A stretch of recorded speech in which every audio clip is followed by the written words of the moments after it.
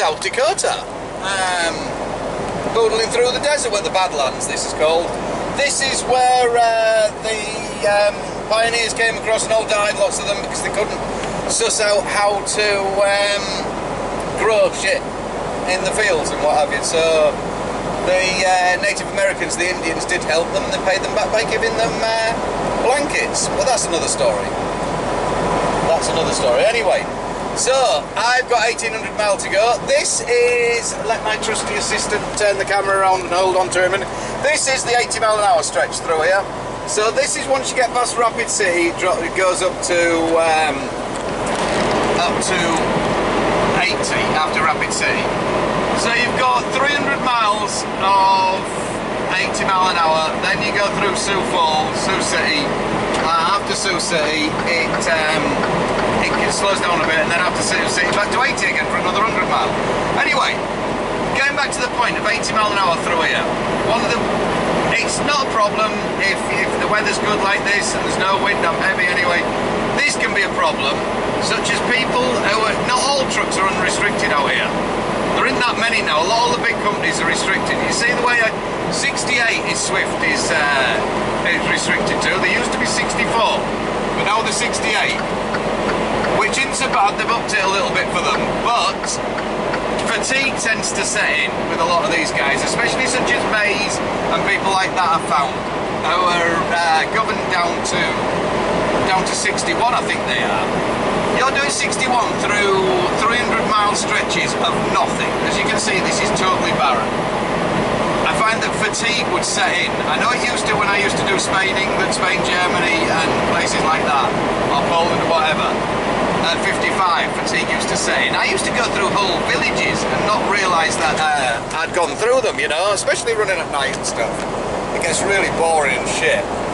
So, when you're overtaking the likes of said Swifts and stuff like that, you've got to be pretty careful, because they end up messing about with their telephones, the cameras, or whatever, and they tend up starting to weave and stuff like that. Many a time, I've had one coming over the white line. You're coming past at 80 mile an hour, they're doing 61, and all of a sudden they're trying to get into your lane. It's a bit of a like, whoa, here we go, a bit of a bottom twitch, you know what I'm saying?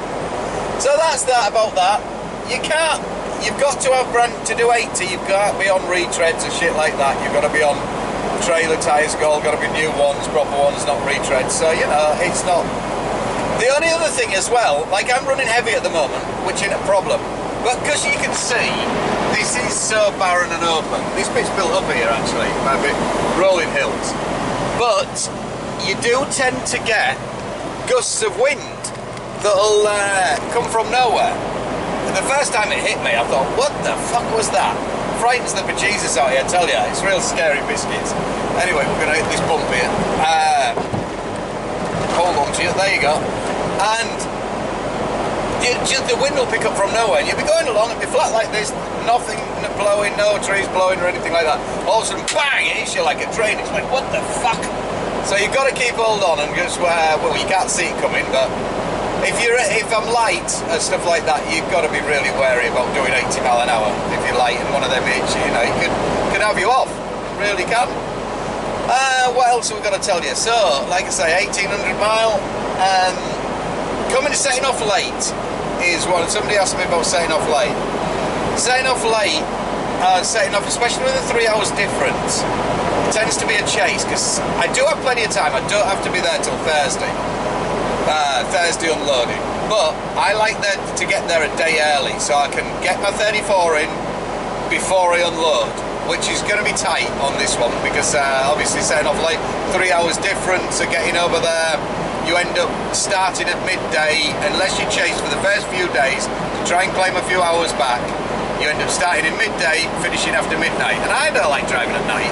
I ain't a cat or a policeman or a prostitute, you know what I mean? I sleep during the day, the night, and I work during the day. That's the way it is. So, hopefully, I'll still be able to crack on and get there in time for my 34. I'll know better tomorrow. By the time I get down into Georgia, I'll know roughly how I'm doing on time, whether I'm going to do it or not. Because like I say, I don't have to, but it just means I'm going to be a day late home on the trip.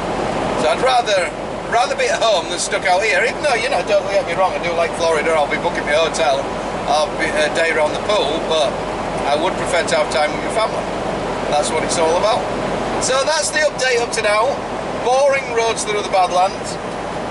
Beautiful roads from my house I have to Rapid City is like 1,400 miles of some of the best roads you're going to drive. There really are some else. Really pretty. And then after that, you get all this. This is going to be bumpy. You get these bits. They're nothing, but I can make money on this bit. This is where my money is. Hopefully I'll get 750 miles in today. I should do. Sunday, not a lot of traffic about. It's midday now. What time we're on 12 o'clock my time, so it's getting across to, what is it, 1 o'clock here. A little bit further up the road, next state, and I go on another hour, gain another hour tonight. And then, when do I go on the other one? Georgia, I think it goes 3 hours. So, little by little, we'll get there, little by bit. So we'll catch you all later. Bye-bye.